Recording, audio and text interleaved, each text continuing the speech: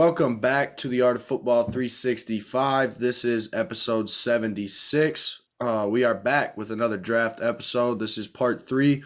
If you haven't already, go check out our previous two parts where we sat down with some knowledgeable guys and talked the NFL draft, which is coming up this Thursday. So we're very excited for that. We got three more guys hopping in here with us. But before we introduce them and we dive into some draft talk, Gronk spike that subscribe button for us. Leave a like. Leave a comment, continue to give us that feedback. We feed off that energy we get from you guys, and we continue to learn and grow through that. So we very much appreciate that. Also, I put an announcement out today on Facebook. Gannon and I have officially accepted a position with Personal Corner, which is Des Bryant's brand. We will be working for them this summer, so we're very excited for that. Learned a lot so far through them, and we're going to get some more knowledge this summer and keep resume building, but also check out our two sponsors, Driftless Quality Wear and Bocker Auto Group. They support us, so let's support them. Last announcement, I guess this is a longer intro in a way, but t-shirt sales, yeah, we've posted them on Facebook, Instagram, Twitter for Eli Kleckler, a guy near our hometown from Lena Winslow High School who is battling with cancer right now.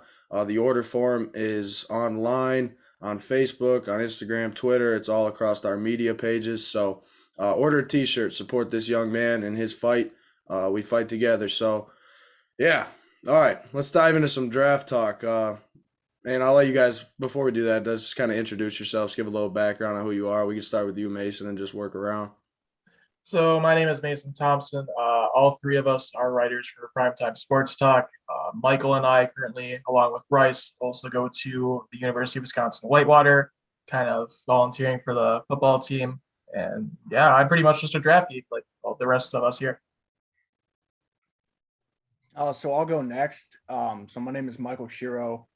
Currently right now, I do work at Whitewater, Wisconsin for their football team, as well as for Primetime Sports Talk as a writer there about draft content and just kind of things football related.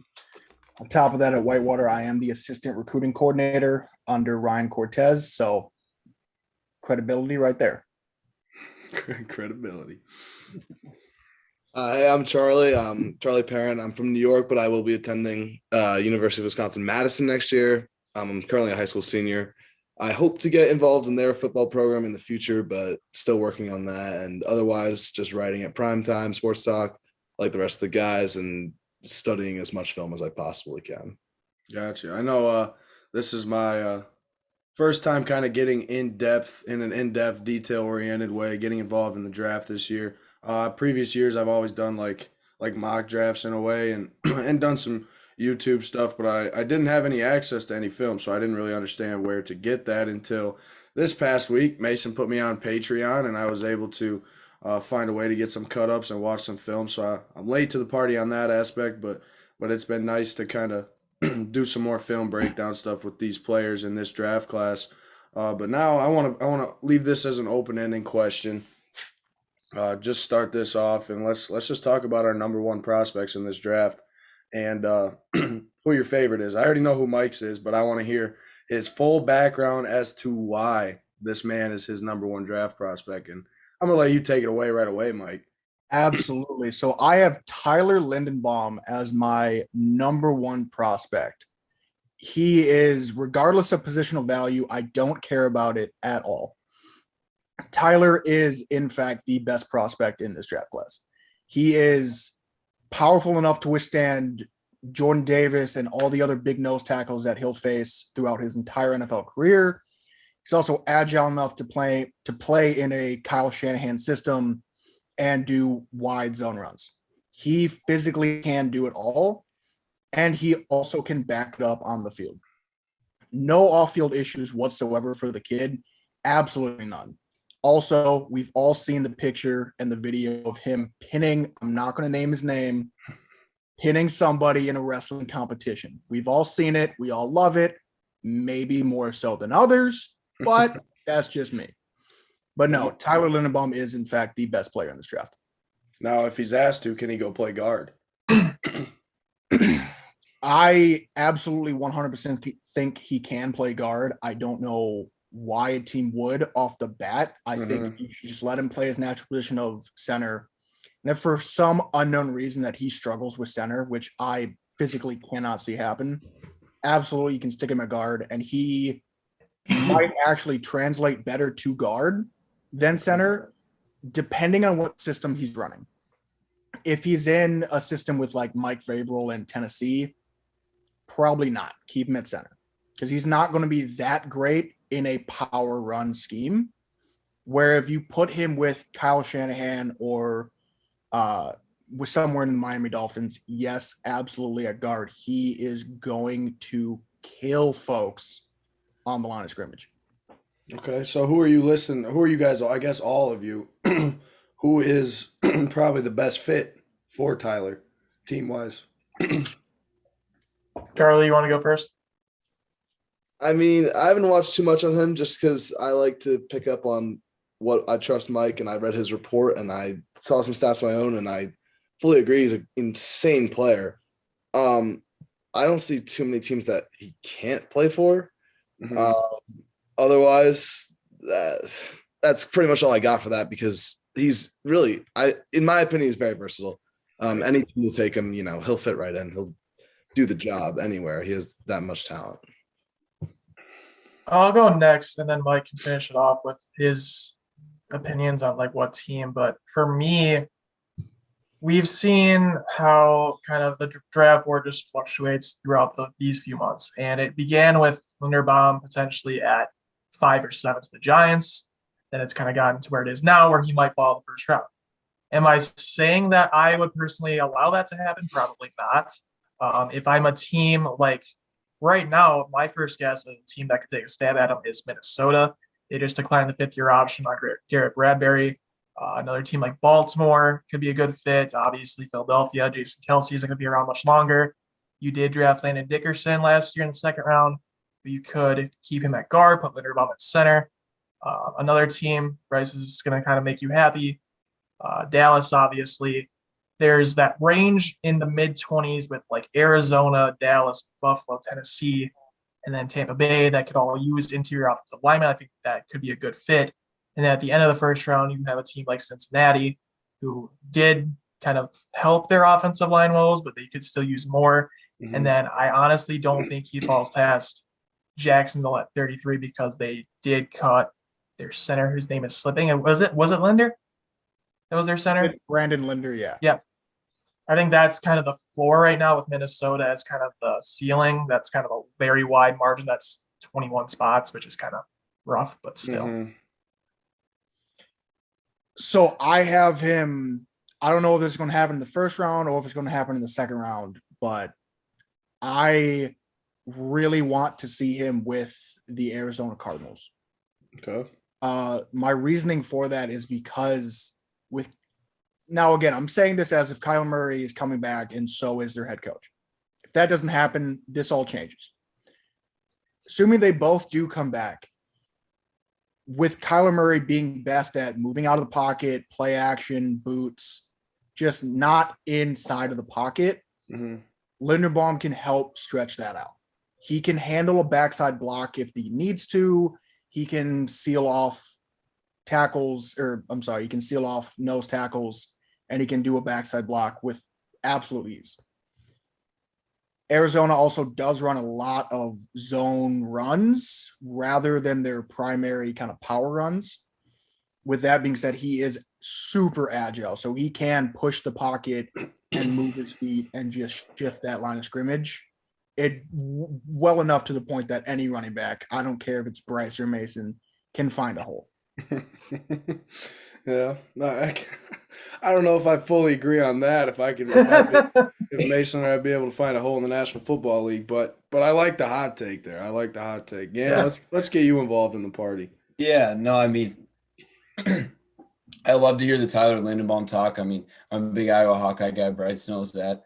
I've watched every game that he's played for the last 3 years with Iowa, and I mean, there's just nothing that he does wrong on a football field, and he does everything the right way. And there's one clip that stands out. I know it's a pretty popular one, is when Tyler Goodson, Iowa's running back, scored like a 50-yard touchdown, 60-yard touchdown, and Tyler was in, I think, within 5-10 yards of him the whole way to the end zone. I mean, and that just speaks to the athlete of him. But he's one of those guys it's filled with other good O-linemen, but it's a plug-and-play guy. And I know all you guys talked about different possible landing spots, I think, for Tyler, but the common occurrence out of most of those teams was a mobile quarterback, and I think that's what's effective, or somebody that can move if they have to, even like him going to Dallas at 24, in my opinion, because you have somebody who can stretch the field and get down the field as a lineman, which there's not everybody in the league can have that flexibility at a line, no matter what position it is. And I think with him playing center as his true position is where he needs to be and where he's going to be the best, again, as a plug-and-play guy to start right away and run that offensive line as a rookie, no matter pretty much any team he goes to, in my opinion. I agree with I want that. to piggyback off you for a second. He It's literally different. was a Jason Kelsey clone. Mm-hmm. Like, I watched numerous Jason Kelsey games throughout my entire life. And then I watched Linderbaum's tape and I was like, that is the clone of Jason Kelsey. I could see that, honestly. There's just finish on every play. There's intent on everything he does on a football He field. will not. His motor runs so hot. It's quite terrifying. I mean, there's a whole clip. I mean, there's a whole reel of him going through guys and putting them on their backside. I mean, it's Power 5 guys. I mean, it's not. My favorite clip of him is they just did a standard boot action play at Iowa. Oh, they love it. And the nose tackle, someone was lined up in, I believe, a 3 technique.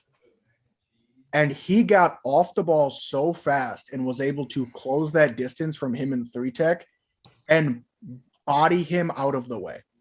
Yeah. And that guy did not see it coming. He thought he was going to get blocked by the guard. The guard pulled to the second level, and it just left him and Tyler one-on-one, and Tyler absolutely killed it. I saw that and was like, that's not normal. Like, people don't just do that. From center to a 3 technique, what, about 3 yards? 3-4 yards? Like, he is moving that fast and that powerful in that short amount of time. It was insane. Yeah, I mean, it's like what you touched on earlier with the video of the wrestler. I'll bring it up as Tristan Wirfs, the other.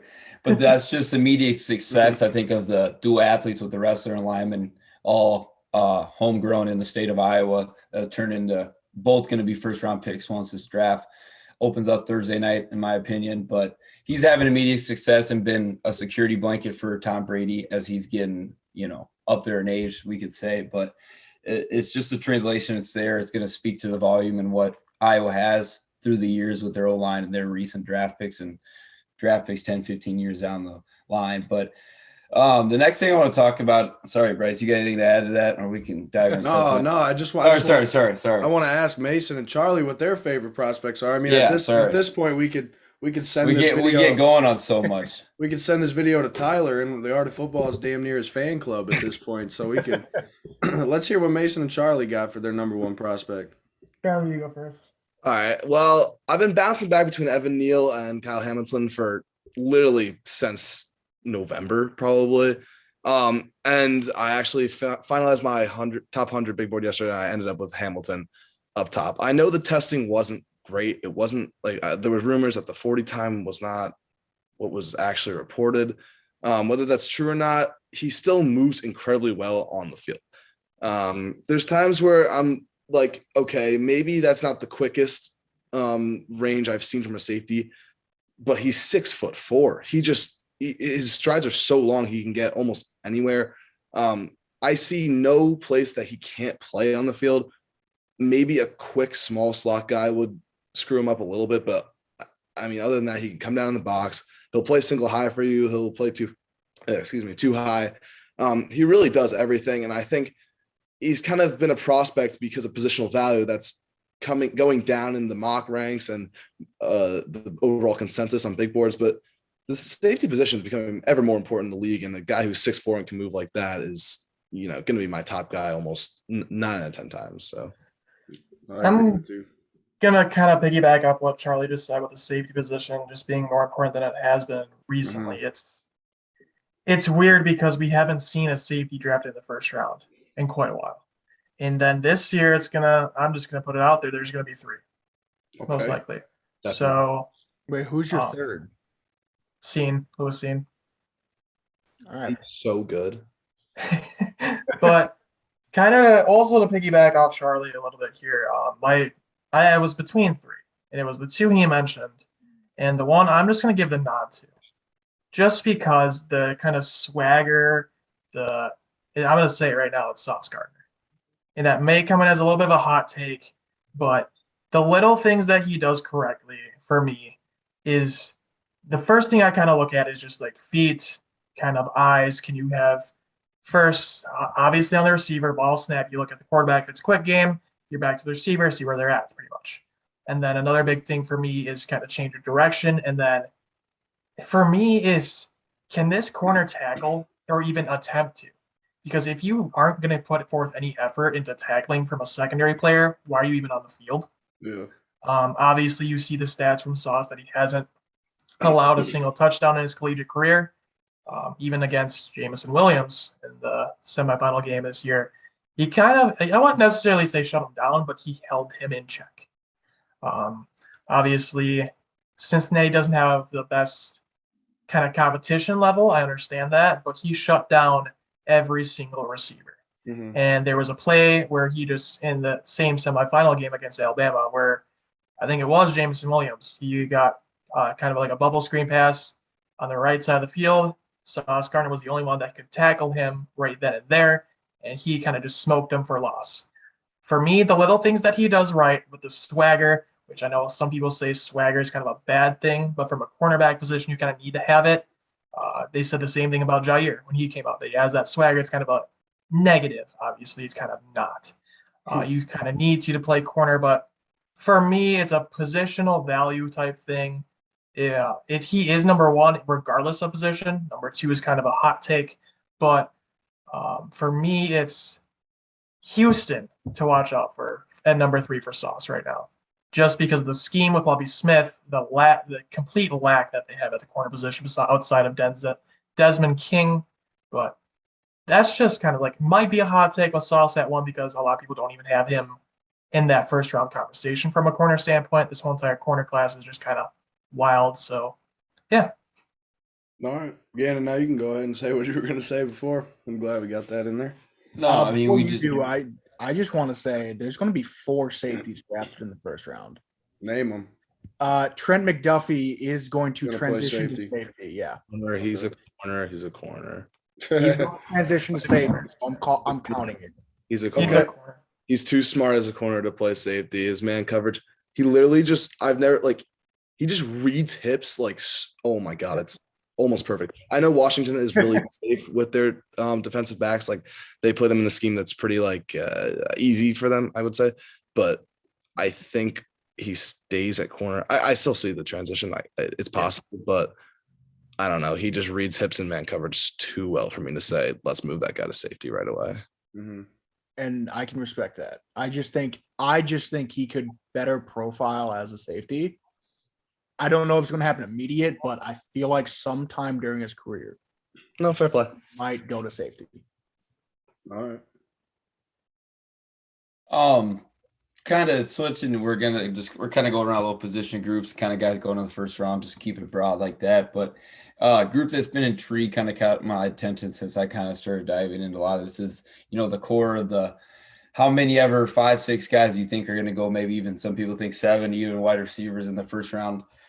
But who out of that group is kind of a guy that it's really sticking out that you guys got an eye on, and somebody that I've really been looking at hard is also in my head. I think the Packers are going to make a selection in the first round at wide receiver, but I also know the reality of our draft history, and it's just. But we'll get to that. We'll cross that bridge when we get there Thursday night because it'll be interesting to see with some trade possibilities, some rumors now with Darren Waller, but. Who are some of the wide receivers that kind of stick out to you guys? I want to hear your takes on those. Before they go, I want to throw in and tell you right now, Darren Waller is not getting traded. Darren Waller is not going to Green Bay, so don't no. So let's not. I don't know where that came from. Yeah, neither do I. It kind of blew up. Yeah, that just came out of nowhere. Well, I think it piggybacked off of some of the trade rumors, but what was going to happen in the trade with Devontae Adams? But I was like, well, where was that at when the trade actually happened? Yeah. Because you can't include a player Well, yeah, I'm just saying the rumors of it, not the actual. I don't know. There's no talk of it, and then boom, it just happened. But regardless of what happens, Bryce thinks he can tell the crystal ball I can't. What is and not's going to happen. And my other thing I wanted to tell you is I tweeted this out today, and I still believe it after I watched some tape on him. If Green Bay wants Debo, if they want Debo, then draft Treylon Burks, because Treylon Burks has Debo within him. That's what I see. I visualize that the mismatches that man can create. He can go in the backfield. He can go out of the backfield. The body type, the ultimate physique that this man has, I think he can be a difference maker. I see a little bit of Michael Crabtree in him as well. I just overall size and demeanor, the way he plays, attacks the ball. But if you want Debo, get a cheaper one and a younger one in Treylon Burks. That's what I'm saying. That's my take with the receivers. You guys could go ahead and talk now. I think just before we go, Mason, I'd love for you to start us off on your Drake London opinions. Okay. Okay. Thank you. I'd love to hear this. It's for a 6'4" receiver. There's been some Mike Evans comp thrown around. It's obviously not going to be that, because you're not going to get Mike Evans production where he's got 8,000-9,000 yard reception seasons in a row. But honestly, it's kind of coming around on me. That's not what I thought you would say. Yeah, that's not what I expected either. That's not what I heard the other day. Not to the point where I want him, but it isn't to the point where it was last year with a specific other receiver, because that was just horrendous. And I'm taking a victory lap on that already. You're not. No. Yeah. But the Drake London thing, I get it. But I've been watching a little bit more, and I get the whole entire – he can separate, and he also can't, because how many times did USC just target him, just pepper him? It was 10, 15 times a game. Yeah, there's going to be defenders draped all over. But when you can turn – and this was a quote from – I think it was Connor Rogers and Trevor Sickman's podcast I was listening to, catching up on today. And they said that he turns a 50-50 contested catch ball into an 80-20 contested catch ball. And I understand that the Packers usually have those kind of 6'5", can't separate receivers, but he has shown that he can. And I also, at this point, don't really trust USC's offense to get him into that position where he can separate, just because of, number one, the quarterback, number two, look at Amara. I mean, that's just me anyways. I know, Mike, you have a completely different opinion, but if you just kind of want to get into the receiver, what we want, I know Charlie's a Patriots fan, so he's kind of not in the receiver race round one, maybe. No. Hopefully. But just give us your opinions on that, I guess. Well, I'll talk about London for maybe 10 seconds. I did not like him. Now, I just recently watched Washington State corner Jalen Watson, who is also, he's more like 6'2", but a guy with that length should be able to break up a few contested catches, and he could not do anything against Drake London. Now, he's a very good man coverage corner. He was step for step the whole time, but London caught every ball. So it shows he's got great hands. So I moved him. He's now in my top 50. I think he's still wide receiver 7. In terms of overall receivers, I think Thursday is going to be crazy. Obviously, we have Wilson and Williams, Olave. Those three are pretty much locks for the first round, I'd say. Mm-hmm. But who knows? Because every team is going to evaluate receivers differently, and there's some traits that teams value other than some others more than others. Right? We have Sky Moore out of Western Michigan. I'm not saying he's going to go in the first round, but I think he's got the best release in this entire class. And if one team really loves that, they might pull the trigger. And there's other guys like that out there, because this class is so packed tight together, in my opinion, that it might get really, really messy really fast, which is not a bad thing. It'll make for some good entertainment. I want to before Mike goes, I want to piggyback off that, because I agree. This draft is going to be messy. It's going to be sloppy. At the fact that everything I've read, everything about this draft is there's really probably realistically anywhere from 12 to 16, 17 first round grades within this draft class, I feel like. Today, something like that. Yeah, so me thinking about that in general, I just feel like I mean, you can't even like this year, like look at a mock draft and look at multiple draft experts and be like, oh, they got the answers, because this year is just so off the tracks with teams having 2 first-round picks, movement that's probably going to occur in the up half of the draft if teams get greedy and want a quarterback. Which, even though we're not even going to dive into quarterbacks on this because the quarterbacks are terrible. Thank you. We'll be wasting our time.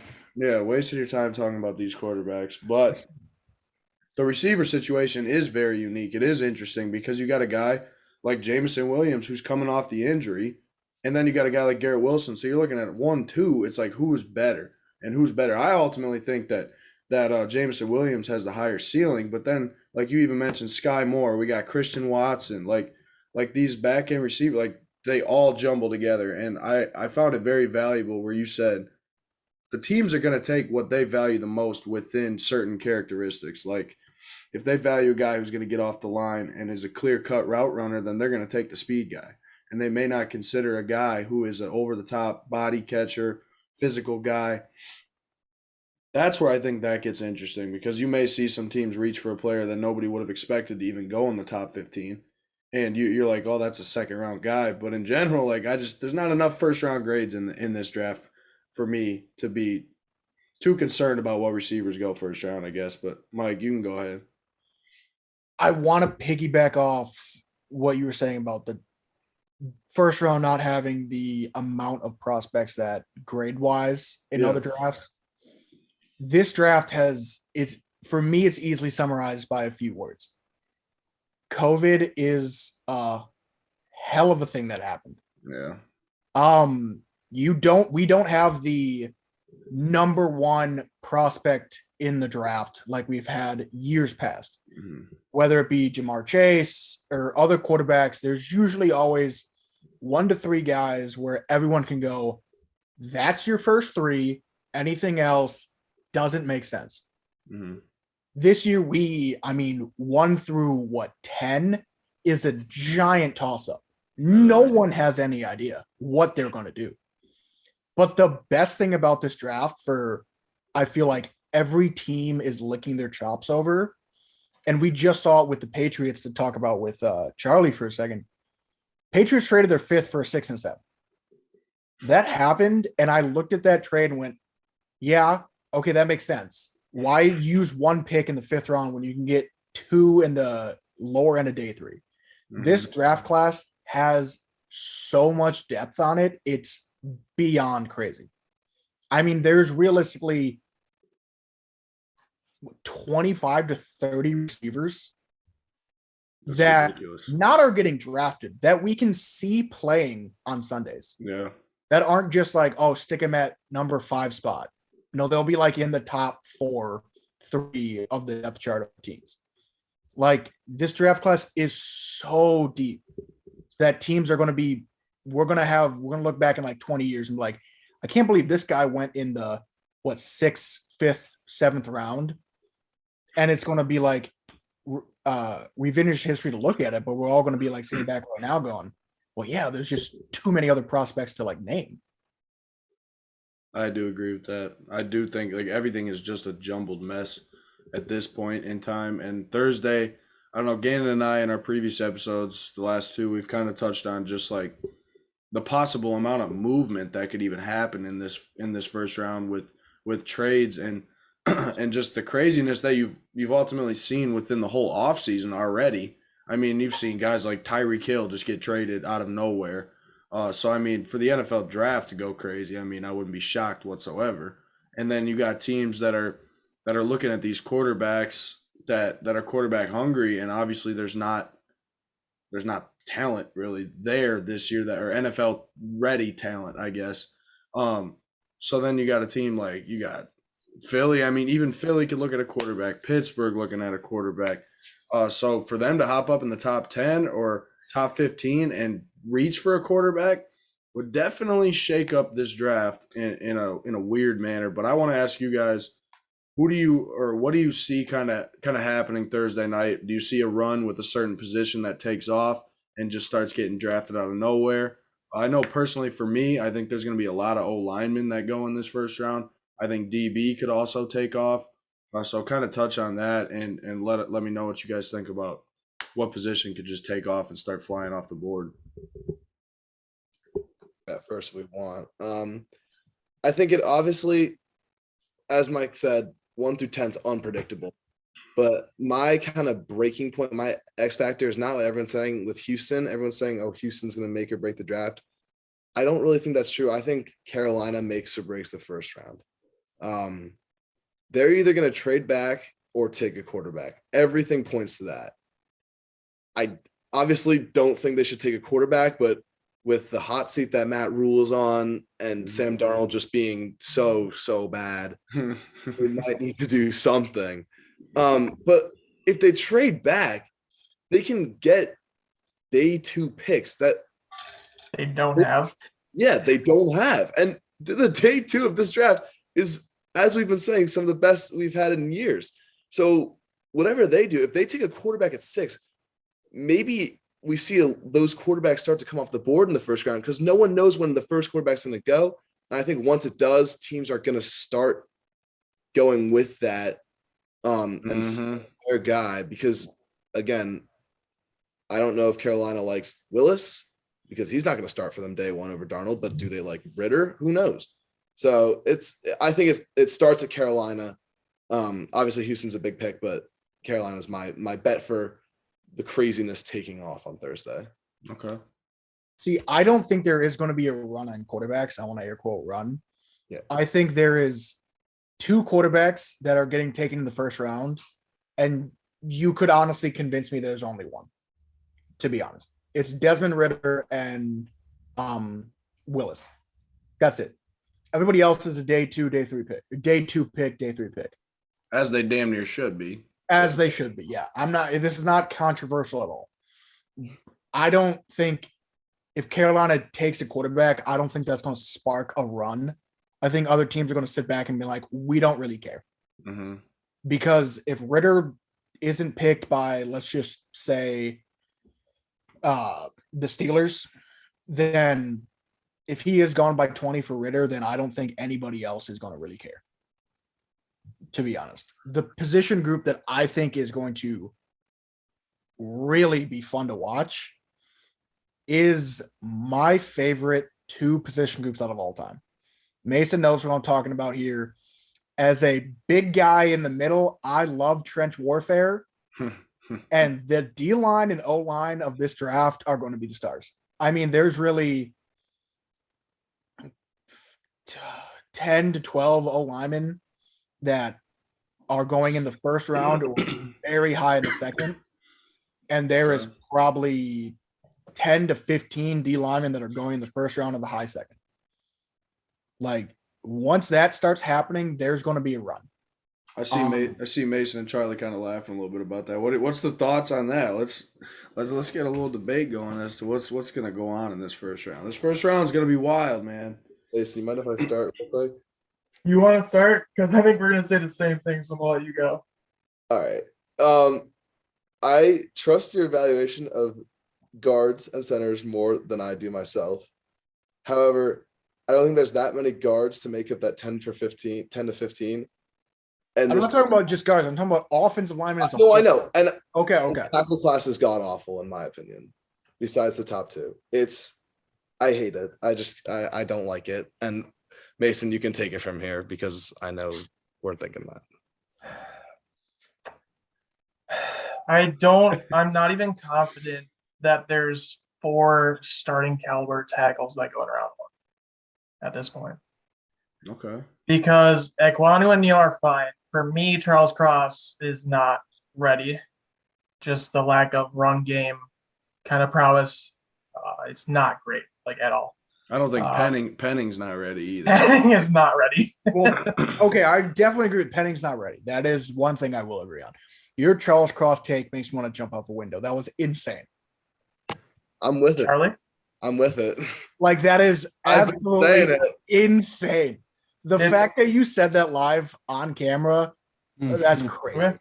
All right, so Mike, what's good about Charles Cross? What do you like about him? And then Mason, what do you not like about him? Charles Cross is so goddamn violent It is amazing to watch. That man has violent intentions on every snap, and I love watching it. He has no problem moving people out of the way, whether it's a pass or a run, at all. He just doesn't. But does that make you a good football player if you're just violent? Ask Trevor. That's not on That's- a base level, no. Just violent alone does not make you a great football player. I will agree with that. However, his other attributes are like he can pass block with as well, and I do think he's a better I think he's a better run blocker than Evan Neal, in my opinion. Yeah, Mason, I saw your face, and I 100% think I'm right. Mason, explain. The only thing he did well, in my opinion, at run blocking was literally just boxing people out of the play. And I understand that it might be just a Mississippi State thing, but he looked like he had no technique at all in the run game. He could not reach the second level at all. He's not really – I know Mike said he's physical, but I didn't really see it in the run game. There was multiple occasions for pass blocking where he just absolutely got slaughtered off the edge. I understand the hype because he could develop into something. He's already a really good pass blocker. But – and I know there's a lot.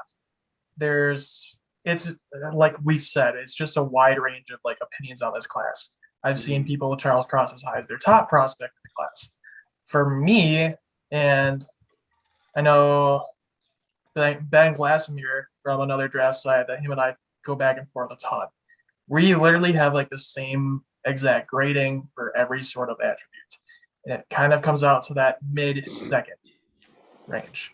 And again, that's really low for a player that was mentioned potentially top 5, might go top 20 now just because everyone's kind of calming down on the talk a little bit. But getting back to the rest of this tackle class, Penning is physical. Yeah, sure, obviously. But Bernard Raymond's 25. He still has room to grow, yes, but how much are you really going to take a 25-year-old tackle in round 1? So for me, it's you take the top 3 tackles, including Cross, because you can see him develop. Mm-hmm. And then you've got Linderbaum, Zion Johnson, clearly, and Kenyon Green. And you could also throw Tyler Smith there. That's 8 guys you could talk about. And then you've had the report of, for some reason, Nicholas Petit-Frere getting first-round conversation talk, which it's absolutely disgusting. More of a blog from whoever it was, someone at NFL Network. I think it was more of like a article he was writing, not something. Yeah. I hope it wasn't something he was hearing. If it's the pick, if NPF is the pick at 28, I'm not gonna be very happy. I just want to clarify my stance for a second. I'm not saying there's 10 to 12 and 10 to 12 offensive and defensive linemen. I'm saying altogether there's 10 to 15 offensive and defensive linemen that are going in the high second first round. Oh, I gotcha. It's not each category. It's overall. Yeah. Just for clarification. Yeah, I wouldn't even Charlie and I saw that in our eyes. We both started laughing. I was like, oh boy. I wouldn't even call that clarification. I'm going to go ahead and say that you retracted your statement because it sounds like you changed your opinion a little bit, but oh well, that is what it is. I mean, honestly, you mentioned Zion Johnson, and Zion Johnson's a guy I would love to see go to Dallas at 24. I think that'd be a hell of a pick for us to grab. I mean, there's a possibility the man may go earlier. But, yeah, so, I mean, the offensive line in this class, I think, are solid. I mean, I think there's a couple projects. I think there's a couple guys that are raw still. But, yeah, I mean, the receivers are crazy. Quarterbacks, we kind of already touched on as much as we wanted to. But I want to ask you guys one final thing before we wrap this one up. I just want you guys to just go around and give your final thoughts on what you're looking for to happen in this draft. Any other extra hot takes you got, sleeper picks. Just wrap it up with your final takes here. I'm gonna let Charlie go first. Yeah. All right. Personally, I've been doing this for 4 years now, and 2 years being published. This is my second cycle being published with Primetime Sports Talk. Mm-hmm. And this is the most unpredictable draft. I'm sure everyone's saying it, but I just want to see where the edge rushers go. I want to see where the corners go. I love the defense in this draft. Guys like George Karlaftis, right? He's my number 6 prospect, and people are saying he might fall in the first round. Like, that's the kind of uncertainty we're having with every single prospect everywhere. It starts at 1 and it goes all the way through 256. No one knows who's getting drafted where. And I think that's the best part of it. I don't think we'll see that many trades, but I just love the unpredictability, although it makes it really hard to do a mock draft on. I love the excitement. Yeah. And I could, this is going to be a draft for the ages with the amount of depth we have. I agree wholeheartedly with that statement. I'm gonna let Mason go last because I don't know what he's gonna say, but it might be fireworks. One hot take I have is I think every Texas A&M player coming out will be starting on a team within the first 2 years. I think Texas A&M, not naming the Alabamas, the Ohio States, all those big schools. The Georgia. Yeah, you got to add Georgia. Yeah, the Georgias that just have Georgia's whole defense. Stupid talent coming in this draft this year. I think Texas A&M by far is going to have the most underrated draft class. Okay. I think from DeMarvin Leal, Jalen Weidemeyer, you have so many players that are coming out that all of them have the potential to be not stars in the league, but starting caliber players for a decade. Okay. Even though Jalen Weidemeyer is probably going to go undrafted, I like the take. Yeah. His RAS, Mason, stop. His RAS score got absolutely blown out of the water. We need to, I don't really care about it because I'm forgetting the prospect off the top of my head. There's a prospect in this year's draft. He was projected to go in the first, early second round that was horrible at the combine, or that was horrible with his RAS score. Mm-hmm. And now he's supposed to go in the third or the fourth round, fifth round, just based off that. I just feel it's absolute nonsense. I feel what I watched on tape is worthy enough of him to be a third round pick. I think I had him at. Yeah, it was an early to mid third round pick, and I'm very comfortable taking him in that range. Okay. Just like Charlie and Mike have both said so many times, there's the unexpected factor. It's the first draft since 2017 where we don't really know anything, and we still kind of knew that Myles Garrett was going number 1. Obviously, then the Trubisky trade up happened. That just kind of kickstarted everything going haywire. Trubisky in Pittsburgh's going to be great. Let's just get that out of the way. Yeah, Trubisky in Pittsburgh with Malik Willis behind him. Yeah, I'm here for Trubisky in Pittsburgh. Just want to throw it out there. I don't really, to piggyback off Mike's I don't really, or Mike, I don't know which one said it, Mike or Charlie, but I don't really see many trades happening. Mm-hmm. Unless Carolina just needs to trade back and accumulate something because it's so bad. But I'm really just kind of excited to see the wide receiver run. And honestly, as a Packers fan, just please just take everything so that Packers fan just kind of just go crazy because they don't understand the depth in the receiver class. Look what happened when you said that. Aaron Rodgers started looking at Mike all happy. Yeah. Look at right there. He got all happy back there. He said receiver? He said you're going to take a receiver? Well, I mean, we're going quarterback. Just to recoup the slander with more slander real fast. You guys need a safety and another corner at the Cowboys. We won't do it in the first round. 100% believe you're walking out of the first round and maybe the second round with an interior offensive lineman and a wide receiver. There's no way Jerry Jones is going to be what's best for the team? A defensive back. You know what sells tickets? a brand new shiny offensive toy.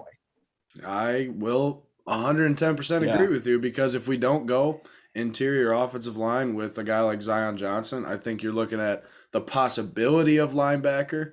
I think Dallas fell in love with Nakobe Dean. I'm not going to lie to you. I think they're in love with the prospect there, just after looking at Parsons and what he was capable of. But if we want to talk Dallas Cowboys, I think it's either interior offensive line, or if Chris Olave's there, Jerry's going to take him. Well, I mean, Kenyon Green is better than Zion Johnson. I wouldn't be shy. I mean, if Kenyon Green gets taken there too, I'm not going to be mad either. I want linemen, man. I want offensive linemen. Like, You want that, but Jerry Jones is going to take another receiver. And honestly, here's the thing. I'm gonna be mad about that for the sake of the team. But like you said, it sells tickets, and damn it, that's another guy that I'm gonna grab his jersey and I'm gonna support, and I'm gonna be like, okay, we ended up with Chris Olave, we ended up with Treylon Burks. You're going to walk into your division like all you do, and you're going to get bounced in the first round. I have breaking news. Melvin Gordon just re-signed with Denver. Melvin Gordon did? Did he not already do that? No, just now. Shoot, my bad. He's Charlie. But I wasn't really done, but Yeah, go to ahead. I'm just gonna say it, Bryce. If Treylon Burks is there at 24, I'm fairly certain that's the pick. Oh, You think that's the pick? Yeah. You never know. But if we're spinning out hot takes, it's kind of a hot take for me, and both of these two already know where I'm going. I mentioned that my number 2 prospect in this draft is a bit of a hot take, and I know that Charlie kind of perked up when Mike said the thing about a certain offensive lineman over Zion, and Zion's that number 2 prospect for me. So Okay. it's versatility. He does everything really well, honestly, outside of positional versatility, like positional value. I know Mike's shaking his head at me, but he literally just said the same thing about a center that can maybe only play center. Despite everything. But Zion can play anywhere on the offensive line. He already has. He has no real weakness to his game. Smart guy and everything. Not even 20. It's the 17 to 27 range.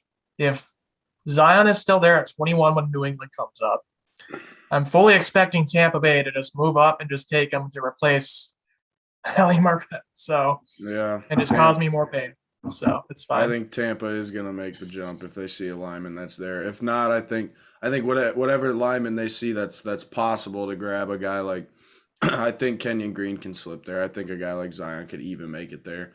If they do, I think Tampa's would be willing to slide up 3-4 picks to go grab the lineman. I mean, they're in desperate need of one to protect Tom Brady, who's about 75 years old at this point. So they need a lineman. They're probably going to go lineman. But yeah, is that all you guys got? Final thoughts, or did I cut you off again, Mason? One more thing. Christian Watson out of NDSU. Tell me you like him. I love him. Thank you. A 6'4", maybe 6'5", depending on what he really measures. Mm-hmm. Who runs a legit 4.3. There is no smoke on that. He runs a 4.3. Fast people do. That man is going to be, I don't know if he's going to be picked in the first or high second, but I think we're going to look back in like 5 years and be like, oh, he was probably one of the 2 to 3 best receivers to come out of this draft class. Also, I don't know who said this to me before, but I just started to turn around on it. Chris Olave is not one of the top 5 best receivers in this draft class. Yeah, I think it was yesterday when we were at football. I think it was you, Bryce, and I killed you for it. No, I told you. That's just a typical trend for a day there, to be fair. Yeah, that's possible. Yeah, That's true. Teaming. But no, Christian Watson out of NDSU he's a freak. That dude is terrifying. I agree. All right, Gannon, any final thoughts? Yeah, I've I was kind of thinking in that 20th range after some of the stuff that goes on in those first 15 picks, it's going to be a mess. I think some teams are kind of going to be piggybacking out of those picks, trying to trade down, get out of there. But I think kind of once you hit that 19th, 20th range with New Orleans and Pittsburgh is maybe when you can see a quarterback go off the board, especially I think New Orleans is even more of a better choice or a better chance of a quarterback going than some people are even talking about, and a little sneaky for that quarterback going in the first round. But those picks there from 20 till the end of the first round, there's a lot of teams that are contenders that are going to be trying to add a piece to help get them over the hump to win a ring. And I think some of those picks are going to be really valuable and make even more sense than even some of the top 10 picks, not even based on talent, just how much they mean to the teams with the plug and play guys coming in right there. And then position wise, it's two linebackers for sure that I think are going in the first round. And it's Kobe Dean and Devin Lloyd. And those two guys, I mean, there's not a whole lot compared to some of the other positions that are going to be going off the board in those first 30 to 40 picks. But those two are, and that's again going off my point of those last 10 to 15 picks of that first round. There's going to be guys going into play on some really good defenses that are going to be game changing for those guys. So those are just a couple of my thoughts going into the draft. It's only a couple of nights away, so I'm ready to go. Oh, It's finally, it's like I keep counting down. I keep asking Bryce, we're talking like how many weeks. All right, well, it's finally, it's draft week now. It's not. But draft week for me always sucks because you just want it to happen. Thursday doesn't come as quickly as normal weeks. It's like you hit Monday and you're just like, damn, I still gotta wait like just 4 more days. Like this sucks. I'll tell you exactly. It feels like Christmas when you're waiting until the 25th to wake up that morning, grab some presents and have some food. You're waiting for that day to come, and you're sitting there, and that day just takes forever, and all you can think about is it's honestly been not as slow, and that might just be because like I'm so busy. Yeah. But like this year is like actually kind of going quick. I'm like, yeah, but like tomorrow's gonna suck. Yeah, I think it's also because of the first round, just the difference, and it gets kept more people on their toes and having to read more and go in depth on different positions, just even on the first round compared to other years. Yeah, in my opinion. Of course, you can't really read into anything right now. This week is all about lying and everything. You got 16 different reports about who Jacksonville's taken. Oh yeah, there's still the reports that Detroit may be on Malik Willis, so they'll just throw everything off. I don't even think it's this week. I think this whole month is just lying season. Like no one's telling the truth. Everyone's just they all think they know what's the right answer. Yeah. Or what's going to happen. Like Bryce. It kind of sounds like Bryce. I just want to finish off on this. Does anybody else besides me have like a weird draft routine they do the day of the draft or the night before? Draft day the night before. Yup. That's it. Honestly, I think that's honestly probably going to be what's going to be with me as well. Other than maybe tonight, I'm not 100% sure, but it will probably just be tomorrow while I'm finishing my mock. I get the night before draft day, I get so intoxicated, and I watch the movie Draft Day with Kevin Costner, and I have a great time doing it. That's what works. That's all that matters. Yeah, and it sounds like a good time, but honestly, the more I'm thinking about it, I feel like it'd be really, really shitty to watch the beginning of the draft hungover. So I think I'm gonna pass on that. See, I said the night before, so I still have an entire day to get good. You also said you're going to get first round doesn't start till about 10 o'clock anyway, Thursday night. Yeah, like Bryce, I don't know how long you have hangovers for, but mine are like, dude, we're getting old, man. 3 hours in the morning, drink some coffee, and we're good. We're getting old, man. I'm telling you, my hangovers be lasting almost a day. So I'm not used to that. But Mike, Mason, and Charlie, I just want to say thank you guys for hopping on here. Had a blast. I wish you guys the best with Primetime Sports Talk. Continue to do great things with that. It's been nice to meet Mike and Mason through Whitewater and continue to learn through them with football. So I'm appreciative of them hopping on here. I hope you guys enjoyed this episode. The draft is coming Thursday night. We're excited. I know doing 3 episodes on it. It's been interesting to kind of listen to other people's takes, listen to what other people got to say. So Thursday night, I'm thinking there's a possibility that may go Instagram Live, may do a Twitter space, maybe have Mike and Mason and even Charlie hop in that Twitter space as well. Just Thursday night before the draft, hop in there, do a little thing where we're just talking our final thoughts, maybe some mock draft stuff, and any final wrap-up that we have before the draft begins Thursday night. But Once again, thank you guys. Really appreciate it. Gannon, you got any last things you want to say? No, I mean, I just pray and hope that the Packers take a wide receiver in the first round. So that's really all it comes down to. And go Pack.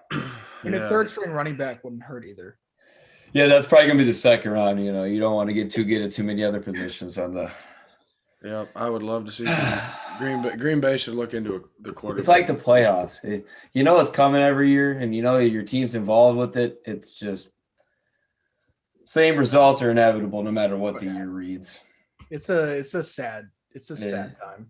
But we're still gonna show up and but the draft gives me hope. As a season ticket holder myself for the Packers. Well, it does until you hear Jordan Love go. That's a whole other discussion. If we're gonna talk about Jordan Love for one quick second, I was super high on him before the draft. Oh, so was I. I love Jordan Love coming out of the draft, and when the Packers picked him, I was so ecstatic. I was like, we got the next guy. He's going to sit behind Aaron Rodgers. Oh, they're up next Pat Mahomes, right? Yeah. Well, no, that's not what I said. Next Mitch Trubisky, damn it.